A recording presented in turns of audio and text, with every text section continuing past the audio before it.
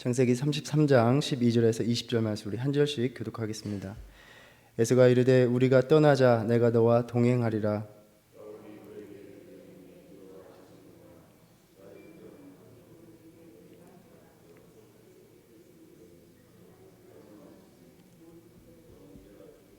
청하건대 내 주는 종보다 앞서가소서. 나는 앞에 가는 가축과 자식들의 걸음대로 천천히 인도하여 세일로 가서 내 주께 나아가리이다.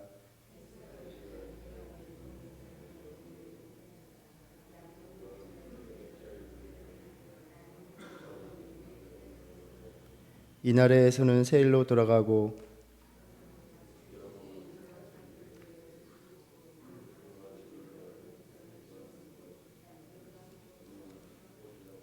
야곱이 밧단 아람에서부터 평안히 가나안 땅 세겜 성읍에 이르러 그 성읍 앞에 장막을 치고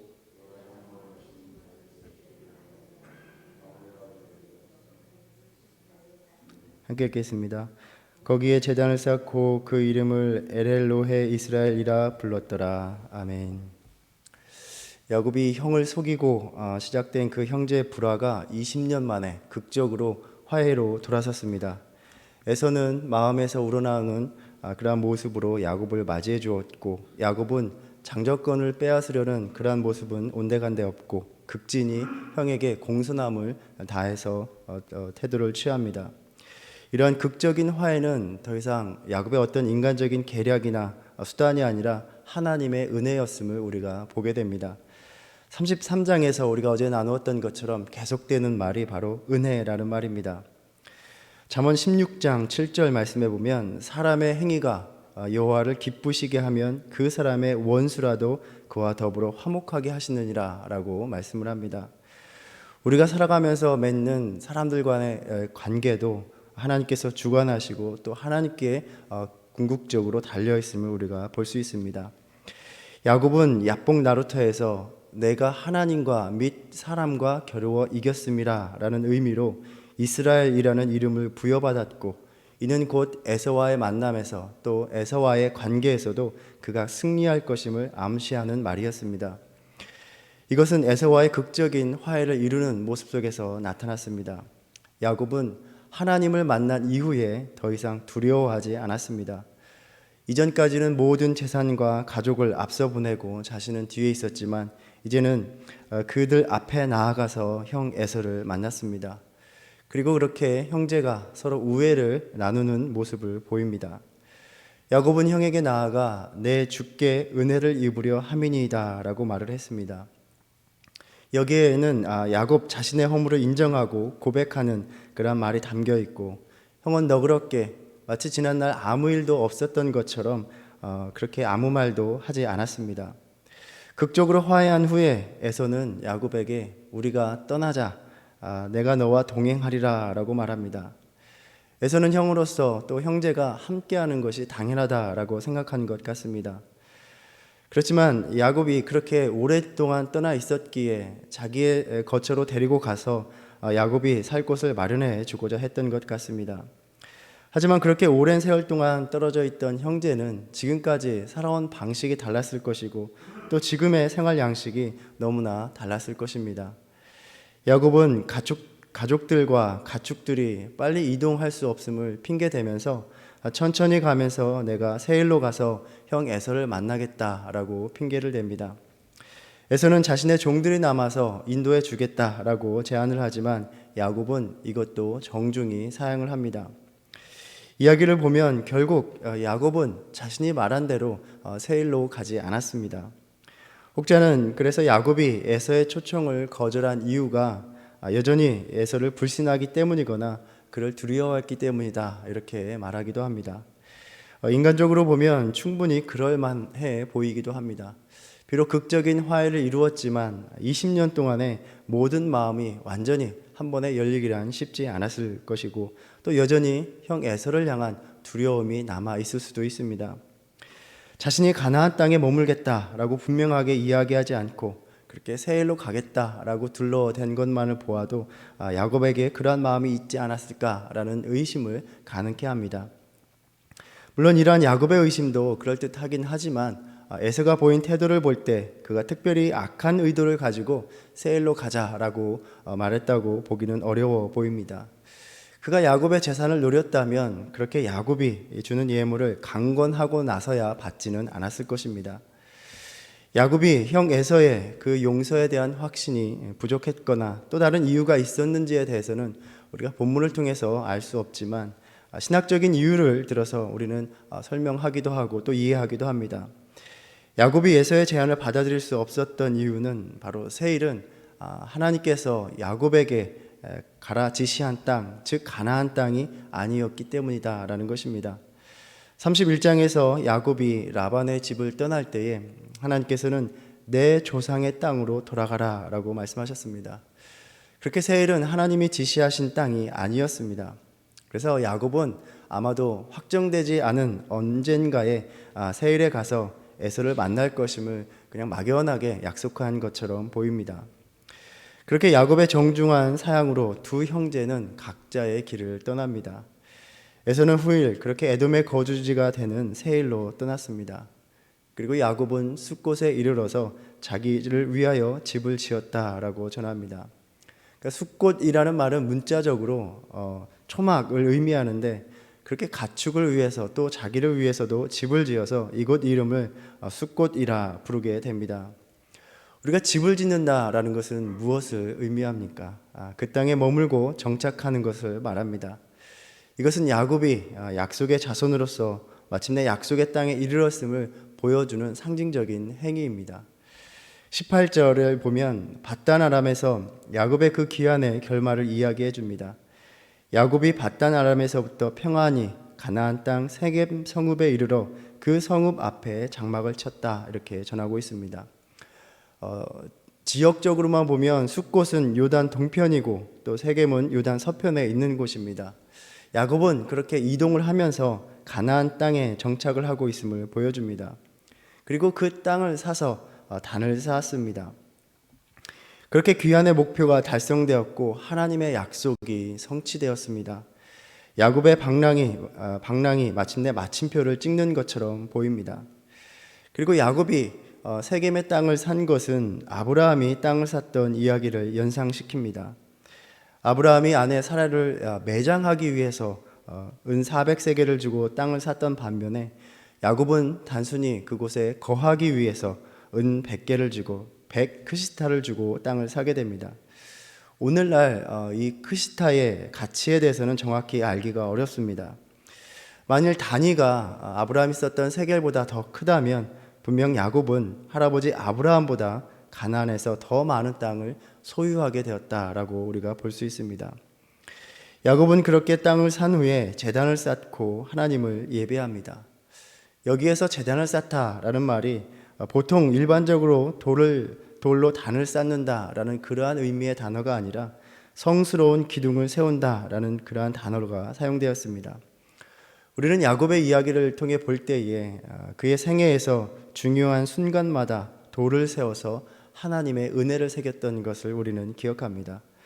베델에서 자신이 배웠던 돌을 세워서 그 돌을 가져다가 기둥을 세웠습니다. 또 길르앗에서 라반과 화평 조약을 맺을 때에 언약의 표시로 기둥을 세웠습니다. 그렇다면 오늘 역시 이 본문에서 구입한 땅에서 제단을 쌓는 것, 기둥을 세우는 것 역시나 지금 야곱에게 있어서 중요한 순간임을 암시해 주고 있습니다. 그리고 야곱은 그 쌓은 제단의 이름을 엘헬로헤 이스라엘이라고 부릅니다. 그 이름은 하나님, 이스라엘의 하나님이라는 뜻입니다. 이제 야곱은 그 야복 나루터에서 하나님께서 바꾸어 주신 자신의 이름을 사용하고 있고 그 하나님이 자신의 하나님이다 이렇게 고백하고 있는 것입니다. 야곱은 베델에서 서원하기를 만일 하나님께서 자기 자신을 아버지의 집으로 평안히 돌아오게 하시면 여호와께서 나의 하나님이 되실 것이다 라고 서원을 드린 바 있습니다. 아직 그 서원을 성취하는 베델에 이르지는 않았지만 그리고 또 다음 장에서 벌어질 그 세겜에서의 사건을 예견하고 있지만 이 제단에서 그러한 이름을 붙이는 것을 볼 때에 야곱이 그 하나님을 나의 하나님으로 받아들이고 고백하고 있다는 그 믿음을 엿보게 됩니다. 베델에서 하나님은 야곱에게 그렇게 약속해 주셨습니다. 내가 너와 함께 있어 내가 어디로 가든지 너를 지키며 너를 이끌어 이 땅으로 돌아오게 할지라. 내가 내게 허락한 것을 다 이루기까지 너를 떠나지 아니하리라. 우리는 야곱의 이야기를 묵상하면서 하나님께서 어떻게 야곱과 함께 하시는지를 살펴보았습니다. 그가 라반의 집에서 부당하게 취급을 당할 때에도, 또 라반의 집을 떠날 때에도 하나님이 함께 해주셨고, 이제 형 에서와 화해를 함에 있어서도 하나님이 함께 해주시는 그 은혜를 다시 한번 확인하게 됩니다. 야곱은 그렇게 큰 두려움과 불안 가운데 형과의 만남을 준비했습니다. 에서는 여전히 400명을 거느리고 오고 있었고, 그렇게 두 사람의 만남은 위험스럽고 불길한 만남을 예상하게 되었습니다. 그래서 야곱은 자기가 할 수 있는 최선의 것을 준비하여 형의 마음을 누그러뜨리고 형의 용서를 이끌어내려고 하였습니다. 그래서 에서를 위해서 많은 예물을 준비했습니다. 그리고 그 예물을 에서에게 주었을 때, 그런데 에서는 이것이 다 무엇이냐라고 말하면서 내게 있는 것이 족하니 내 소유는 내게 두라라고 말을 합니다. 그렇게 야곱이 치밀하게 준비한 것이 참 무색하게 된 것입니다. 그러니까 에서의 마음은 야곱의 예물을 통해서 풀린 게 아니라는 말입니다. 에서와의 만남에도 하나님이 함께 하셨고, 오직 하나님의 은혜로 그 형 에서의 마음을 누그러뜨릴 수 있었고 화해가 가능할 뿐이었습니다. 저는 여기에서 앞서 우리가 나누었던 하나님과 겨루어 이기게 하신 은혜가 작용하였다라고 생각을 합니다. 하나님께서 우리보다 강하시기 때문에 인간의 모든 상황, 우리를 강압적으로 이끌어 가실 수 있음에도 불구하고 그 백성과 겨루시고 그 백성으로 하여금 자신을 이기게 하시는 것입니다. 즉 자신과 겨루는 그의 백성들의 상황에 맞추어 주시는 것입니다. 야곱이 형을 만나는 그 상황 속에서 야곱이 하나님과 겨루어 이긴 자가 된 것처럼 오히려 야곱이 하나님을 위해서 일하는 것이 아니라 하나님께서 야곱을 위하여 일하여 주심으로써 형 에서의 마음을 움직여 주신 것입니다. 그러니까 우리가 하나님과 겨루어 이긴다라는 말은 하나님께서 우리로 하여금 절대적으로 모든 것에 하나님께 복종케 하시는 것이 아니라 마치 하나님이 우리를 섬겨주시는 은혜를 경험하는 것이라 생각합니다. 하나님이 우리로 하여금 그분을 이기게 하여 주시는 것입니다. 우리가 당면하고 있는 많은 문제들, 심지어 다른 이들과의 관계에 있어서도 우리는 이를 해결하기 위해서 몸부림치며 모든 계획을 세우고 공을 들이지만 그러한 것들이 아니라 하나님과 겨루어 이기게 하시는 은혜, 그리하여 우리의 상황에 맞추어 우리를 위하여 일하시는 하나님의 은혜에 그 모든 문제의 해결이 달려있다라는 것입니다. 하나님은 이처럼 야곱과 함께 하심으로써 그 약속을 이루어 주셨습니다. 우리는 야곱과 같이 하나님과 동행하는 삶을 살 때에 야곱처럼 하나님과 씨름을 할 필요가 있다라고 생각합니다. 우리가 겪고 있는 개인적인 어려움이나 시험에 직면할 때에, 또 교회 공동체가 또 어려운 환난에 직면할 때에 하나님을 붙잡고 하나님과 씨름하는 것입니다. 때로 하나님이 그런 모든 어려움을 허락하시는 분처럼 다가옵니다. 나와 씨름하시는 분, 나와 대적하시는 분으로 다가오는 것입니다. 그런데 아이러니하게도 하나님과의 씨름을 통해서 우리는 우리를 대적해서 맞서 싸우시는 것처럼 보이는 바로 그분이 궁극적으로 우리의 편에 서서 싸우시는 분임을 깨닫게 된다라는 것입니다.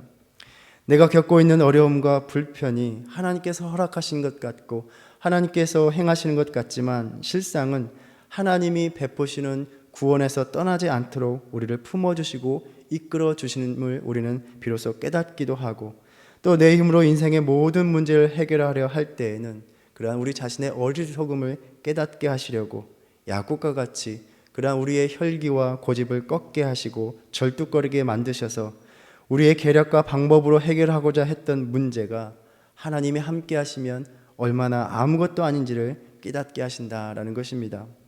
하나님과 더불어 씨름할 때에 하나님은 우리를 위해 싸우시는 분이며 또 우리에게 싸울 힘도 주시는 분임을 새롭게 깨닫게 하시는 것입니다. 그리고 결국에는 하나님께서 나로 하여금 이기게 하여 주시는 하나님께서 행하실 때에 결국 하나님이 승리하실 것이니 오직 우리는 다시 한번 그분에게 소망을 두게 되는 것입니다. 형 에사와의 화해를 앞두고 두려움과 불안에 떨며 하나님과 씨름했던 그 야곱의 씨름이 우리의 삶에도 있기를 바랍니다. 하나님을 떠나고 하나님을 외면하는 것이 아니라 하나님 안에서 하나님을 붙잡고 하나님과 함께 씨름하는 것입니다. 그리하여 야곱처럼 우리도 믿음의 한 단계 더 성숙해 나가는 저와 여러분 되기를 바랍니다. 우리는 계속해서 하나님이 함께 하심 속에서 야곱이 어떻게 변화하고 있는가를 살펴보았습니다. 그는 속이는 자에서 속임을 당하는 자가 되었습니다. 그러나 하나님이 함께하여 주심으로써 삼촌의 손해를 보상할 줄 아는 자가 되었고, 더 이상 속임으로 남의 것을 취하려 하는 자가 되지 않았고, 또 라반과의 평화의 조약을 받아들일 수 있는 자가 되는 그러한 변화를 우리는 살펴보았습니다. 그리고 브니엘에서 또 하나님과 함께 만남으로 이스라엘로 거듭나면서 더 이상 두려움에 숨지 않는 자로 변하는 것을 우리는 보게 됩니다. 형 앞에 나아가서 7번이나 절을 하면서 용서를 빌고 다가갈 만큼 그는 또 겸손한 자가 되었습니다. 야곱을 통해서 볼 때에 우리의 진정한 인격적인 변화가 하나님이 늘 우리와 함께 하심 속에서 일어나는 것을 보게 됩니다.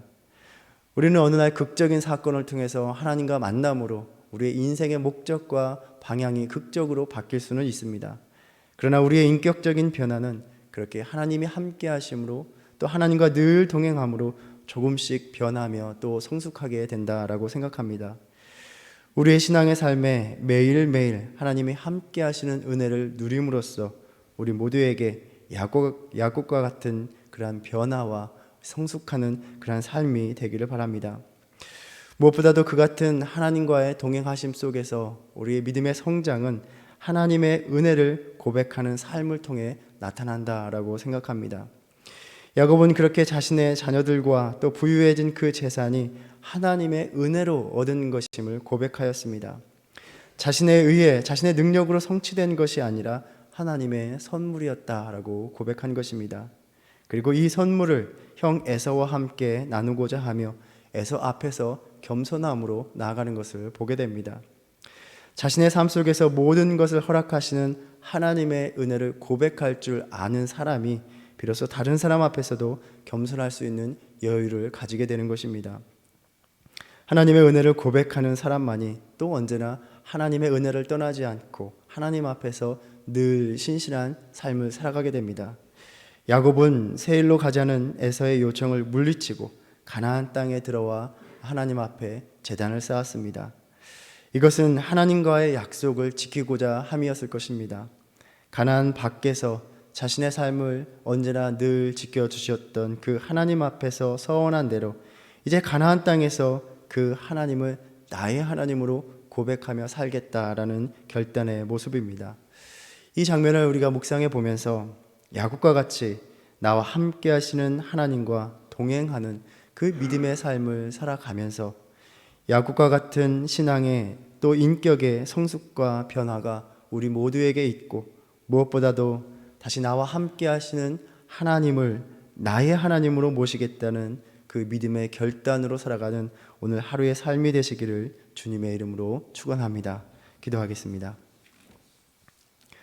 우리의 모든 삶을 주관하시는 하나님이 오늘도 우리와 함께 하심을 믿습니다. 오늘도 주님과 동행함으로 우리의 믿음이 성숙하고 우리의 인격이 변화되기를 원합니다. 더 이상 우리 인생의 모든 문제를 우리의 손에 계획으로 이루려는 어리석음을 벗고 우리를 도우시는 하나님의 은혜를 구하는 믿음이 되게 하여 주시옵소서. 이 아침 오직 주님만이 우리의 하나님 되심을 고백합니다. 오늘도 우리의 모든 삶에 간섭하셔서 주님의 뜻을 이루시고 약속을 이루시는 하나님의 은혜를 부어 주시옵소서. 예수님의 이름으로 기도드립니다. 아멘. 하늘에 계신 우리 아버지여, 이름이 거룩히 여김을 받으시오며 나라의 임하옵시며 뜻이 하늘에서 이룬 것 같이 땅에서도 이루어지이다. 오늘날 우리에게 일용할 양식을 주옵시고 우리가 우리에게 죄 지은 자를 사하여 준 것 같이 우리의 죄를 사하여 주옵시고 우리를 시험에 들게 하지 마옵시고 다만 악에서 구하옵소서. 나라와 권세와 영광이 아버지께 영원히 있사옵나이다. 아멘.